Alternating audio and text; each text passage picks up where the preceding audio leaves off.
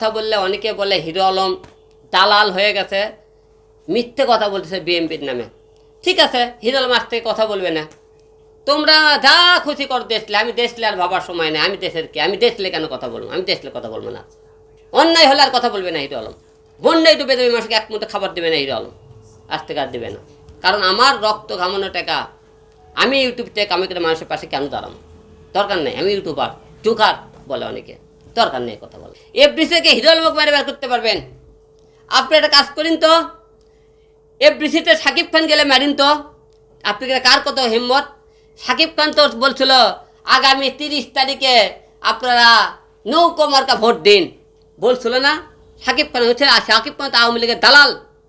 নিপুণে গেলে মারবেন, দীপজলক গেলে মারবেন, মিশা সৌদারক গেলে মারবেন, আপনারা দেখমো। জায়েদ খানক গেলে মারেন, আপনারা দেখমনে কার কত ক্ষমতা আছে। এফডিসিতে গেলে মারেন, হিরো আলমকে এফডিসিতে গেলে মারতে পারবেন আপনারা, তাদেরকে মারতে পারবেন না, কারণ তারা পাওয়ারফুল। অনেকে বলতে হিরো আলমকে রাজনীতি পাওয়ার নাই, নাই রাজনীতি পাওয়া। হিরো আলম কোনো রাজনীতির সাথে জড়িত না, হিরো আলম কোনো কিছু জানে না না। অনেকে বলতে তুমি হলো আওয়ামী লীগের লোকের সাথে গেছি অনেক জায়গায়। কোন দলে যোগ দিচ্ছে? তোমরাও তো অনেক জায়গায় আওয়ামী লীগের মিটিং মিছিলে গেছা, বিএনপির লোকেরা কথা বলছো। হ্যাঁ, আমি আওয়ামী লীগের এখন দালাল হয়ে গেছে, বাংলাদেশের এখন দালাল আমি করি। হ্যাঁ, আমি দল করি যে আমি দালাল হয়ে গেছে। কেউ বলতে পারবে কোন দল করে? আমি কোনো জায়গায় গেছি হয়তো। কাহালতে আপনি যে একটি ঘটনা শিকার হয়েছে আপনার সাথে, মানে এটা আপনি কি মনে করছেন, পরিকল্পিত না মানে আপনার উপরে একটি ক্ষোভ ছিল, সেই ক্ষোভ থেকে এই ঘটনাটি ঘটেছে, মানে আপনার কি মনে হচ্ছে? ভাই এটা অবশ্যই পরিকল্পিত হবে, কারণ আমি আদালতে নামার পরে তারা রেডিও ধাম করে দেয় মারলো কেন, আগে থেকে জানে হিরো আলম আদালতে আসবে। আমাকে মারার কথা হয়ে আওয়ামী লীগের লোকজন, আমি আওয়ামী লীগের বিরুদ্ধে মামলা করতে গেছি, কিন্তু তারা আমাকে মারলো পরিকল্পিতভাবেই তো মারছে। এর আগে তো মারলো না কেউ ভাই, এখন মারে কেন? আর আওয়ামী লীগ সরকার যখন ক্ষমতা ছিল হিরো আলম আওয়ামী লীগের লোক মারছে, বিএনপি এখন ক্ষমতা, বিএনপি মারতেছে। তাহলে দেশে আমি তো বলি এক স্বৈরাচার গেছে, আরেক স্বৈরাচাররা দেশে আইছে কেন বলে এই কথা? এরা ক্যাডার বাহিনী আজকে আমাকে মারধর করতেছে, মানুষ কুপিয়ে কুপিয়ে মারতেছে এরা। আমি আপনাকে কেন জোকার বলে? আর আপনি যদি কাউকে সাহায্য না করেন তাহলে সেই মানুষটা কি না খেয়ে মরে যাবে কিনা, আপনি যদি একটু বলতেন। মানে আপনার সাহায্যের জন্য কি কেউ কি বসে আছে? না না, আমার সাহায্যের জন্য কেউ বসে থাকবে কেন? আমি কাউকে খাবার দেওয়া দিলে এদিকে আমি দেশলে কথা বললে, আমি দেশের, আমার কথা কি মূল্য না? দেশের কথা বলে আমি রাজনীতি করতে পারি? আমার রাজনীতি করার যোগ্যতা নাই। আমাকে মনে করেন মারা হিরো লোক সবাই মারতে পারবি, আর কাউকে মারতে পারবি না। এফডিসিতে বিএনপির লোক 5 তারিখে তখন মনে করেন স্যার গেল, 6 তারিখে এফডিসিতে আমাকে মারে এফডিসি থেকে বের করে দিল।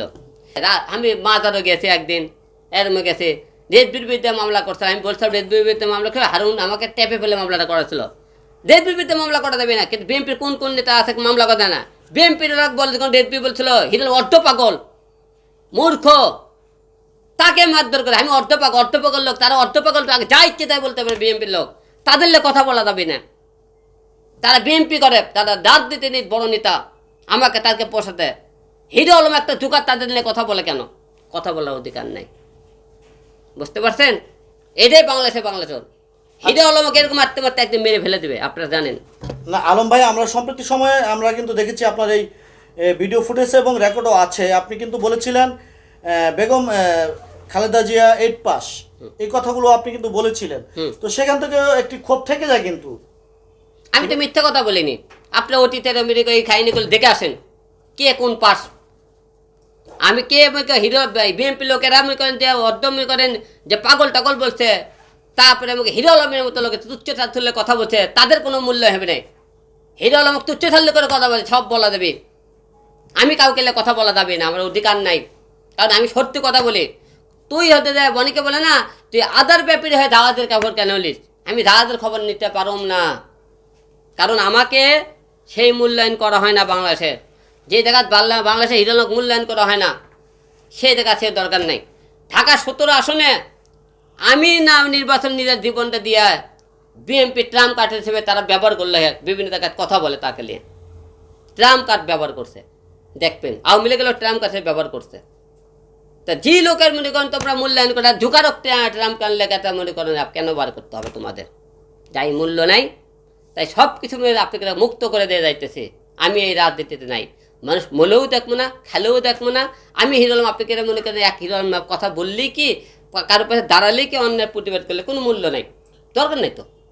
আমি একা। আলম ভাই, অনেকেই বলছেন যে আসলে মায়ের যত খায় অত নেতা বড় হয়, আমরা এমন পূর্বে দেখেছি।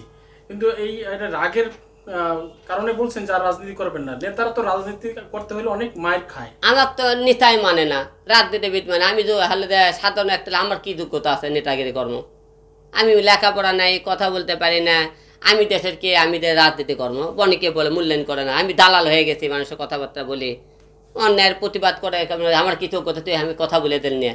তো তারকে নিয়ে আর মাথা ব্যথা বলবে লাভ নেই। হিরো আলম মনে করে আজ থেকে মৃত, এই বাংলাদেশে মৃত এবং বোবা, কথা বলবে না। বিগত দিনে আপনি আওয়ামী লীগের কাছে লাঞ্ছিত হয়েছেন, বিএনপির কাছেও হইলেন। যদি এই দুই দল ছাড়া যদি আপনাকে অন্য দল, আপনার যেহেতু জনপ্রিয়তা আছে, আপনাকে যদি টানতে চায়, আপনি কি করবেন? না, আমি আর রাজনীতির মধ্যে যাবো না, কারণ রাজনীতিতে হিরো আলমের মূল্যায়ন নাই। আমি ইচ্ছে করলে একটা দলও তৈরি করতে হবে, সেই ক্ষমতা আছে, কিন্তু আমি রাজনীতিতে আর যাবো না। কারণ যেখানে রাজনীতি করতে করতে মায়ের খাওয়া হয়, যে দেশের মানুষকে মূল্যায়ন করা হয় না, সেই রাজনীতি জনগণ, যে দেশের মানুষের প্রতিবাদ, অন্যের প্রতিবাদ করলে দালাল বলে আমাকে দেয়, যে দেশে মানুষ মারলে জনগণ চায়ে থাকে দেখে, সেই দেশের জনগণের জন্য আমরা রাজনীতি করে কী লাভ? কার জন্য আমি নিজের দেবেন দেবে? আমার মা রাস্তায় রাস্তায় হালে দেবে, কান্দি ভিক করে খাবি আমি মারা গেলে, মানুষের দরবারে আমার মা হাত পা খেতে খাবি, আমি মারা গেলে সে আমার মা দেখার মতো কোনো লোক নেই। কার জন্য রাজনীতি কর্ম? আমি মরে গেলে তো আবু সাইদের মতো আমার মা মরে গেলে কে দেবে, কেউ মরে দিবি না, আমার মায়ের পাশে দাঁড়াবি না। কারণ একটা জোকার মারা গেছে, এটা মনে করি ভণ্ড মারা গেছে, কেউ একটা দালাল মারা গেছে, আমার মায়ের পেছনে তো কেউ দাঁড়াবি না। তাহলে কেন এই দেশের জন্য কেন আমি দাঁড়াবো? আর তাহলে আপনি যেহেতু রাজনীতির সাথে থাকবেন না, এবং পরবর্তীতে আপনি যে পেশাটার সাথে ছিলেন, যেটাতে ইনকাম করে আপনার মা, আপনার বউ, আপনার ফ্যামিলি, পরিবার পরিজন চালাতেন, আপনি কি পেশা কি চেঞ্জ করবেন নাকি না এই পেশার সাথে আপনি থাকবেন, বা কি ধরনের চিন্তা ভাবনা করছেন? না, আমি ইউটিউবের কন্টেন্ট বা টুকটাক এখানে তাই টুকটাক কাজ কাম করে খামো, আমার নিজের কাজ মনে করি নাটক গান বানামো। আমি জীবনে কারো কাছে কোনো নাটক সিনেমার জন্য জানি কোনোদিন দামও না, কারো কাছে আমাকে নাটক কারো সিনেমা আমি যা পারি আমার নিজের মতো করে বানাবো।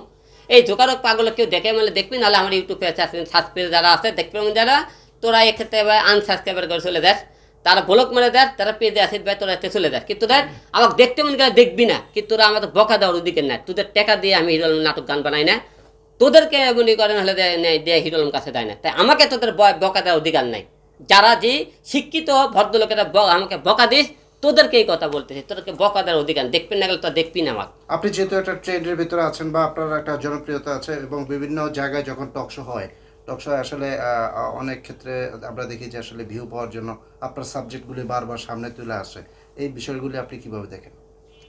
তাই অনেকে দেখবেন হিরো আলম মনে করেন নাম, এই জোকারের নাম নে অনেকে দেখবি ফেমাস হয়ে যায়, এই হলে দেখবেন নেগেটিভ গালি দেয়, ট্রেন্ডিং দেয়, হিরো আলম অমুক অমুক দিল।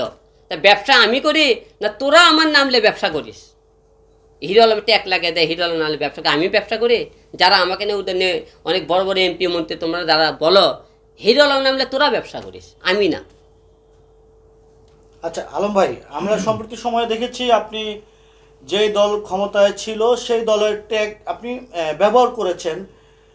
যেমন ধরেন আওয়ামী লীগের পরিপ্রেক্ষিতে আপনি নির্বাচন করেছেন ঢাকা 17 থেকে, সেখানেও আপনি মাইর খেয়েছেন, এবং যখন আওয়ামী লীগ দেশ থেকে পলায়ন হয়েছে তারপর পরে কিন্তু আপনি আপনার যে প্রতিদ্বন্দ্বী ছিল আরাফাত, সেই আরাফাতকে আপনি খুঁজে বেড়াচ্ছেন,